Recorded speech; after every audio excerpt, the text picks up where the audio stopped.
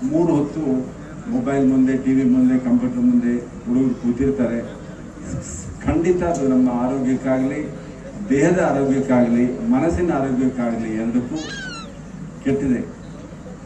ನಾನು ನಮ್ಮ ಸ್ನೇಹಿತರಿಗೆ ಹೇಳ್ತಾ ಇದ್ದೆ, ಇವಾಗ 9 ವಯಸ್ಸು ಆಗೋ ತನಕ ಮಕ್ಕಳಿಗೆ ಮೊಬೈಲ್ ಆಗಲಿ, ಟಿವಿ ಆಗಲಿ ತೋರಿಸಬಾರ್ದು. ಹಿರಿಯರು ಟಿವಿ ಮುಂದೆ ಕೂತ್ಕೊಳ್ತಾರೆ, ಮಕ್ಕಳು ಸುತ್ತ ಇದ್ದಾಗ ಮೊಬೈಲ್ ಇಟ್ಕೊಂಡಾಗ ಏನಾಗ್ತದೆ ಅಂದರೆ ಮಕ್ಕಳು ಇದೇ ನಾರ್ಮಲ್ ಅಂದ್ಕೊಂಡ್ಬಿಡ್ತಾರೆ, ಇದೇ ಪ್ರಪಂಚದ ಹೀಗೆ ನಡೀತದೆ ಅಂದ್ಕೊಂಡು ಹೋಗ್ತಾರೆ. ನಮ್ಮ ಕ್ಲಿನಿಕ್ಗೆ ಬರ್ತಾರೆ, ನಾವು ಪರೀಕ್ಷೆ ಮಾಡಬೇಕಾದ್ರೆ ಕಣ್ಣಿನ ಮಗು ಅಳುತ್ತೆ ಸಾಧಾರಣವಾಗಿ, ಅದು ಹೇಗೆ ಸುಧಾರಿಸ್ಕೊಂಡು ನಮಗೆ ಗೊತ್ತು. ತಂದೆ ತಾಯಿ ಮೊಬೈಲ್ ಇಟ್ಕೊತಾರೆ, ಈ ಮೊಬೈಲಲ್ಲಿ ನೋಡಪ್ಪ ಇದು ಗೇಮ್ ಇದೆ ಆಡು, ಅವಾಗ ನಾನು ಪರೀಕ್ಷೆ ಮಾಡ್ಬೇಕಂತ ಅವ್ರು ನನಗೆ ಹೇಳ್ತಾರೆ.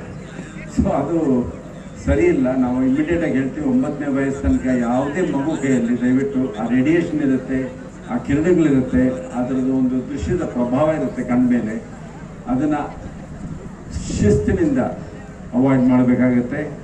ಪ್ರತಿ ದಿವಸ ಇವಾಗ ಕೊರೋನಾ ಬಂದಮೇಲೆ ಎಲ್ಲರೂ ಮನೆಯಲ್ಲೇ ಇದ್ವಿ, ಪ್ರತಿ ದಿವಸ ನಾವು ವೈದ್ಯಕೀಯ ರಂಗದವ್ರು ನಾವು ಏನು ಹೇಳೋದು ಅಂದರೆ ಅಟ್ಲೀಸ್ಟು 2 ಗಂಟೆ ಕಾಲ 4 ಗೋಡೆಯಿಂದ ಆಚೆ ಬಂದು ಮಕ್ಕಳು ಅವ್ರ ಪೇರೆಂಟ್ಸು, ಅವ್ರ ಅಂಕಲ್, ಆಂಟಿ ಯಾರೇ ಇರಲಿ, ಬ್ರದರ್ ಸಿಸ್ಟರ್ಸ್, ಅವ್ರು ಆಚೆ ಬಂದು 2 ಗಂಟೆ ಕಾಲ ವಾತಾವರಣದಲ್ಲಿ ಸ್ಪೆಂಡ್ ಮಾಡಬೇಕು. ಸ್ಕೂಲಿಗೂ ಅದೇ ವಿನಂತಿ ನಾನು ಕೇಳ್ತೀನಿ.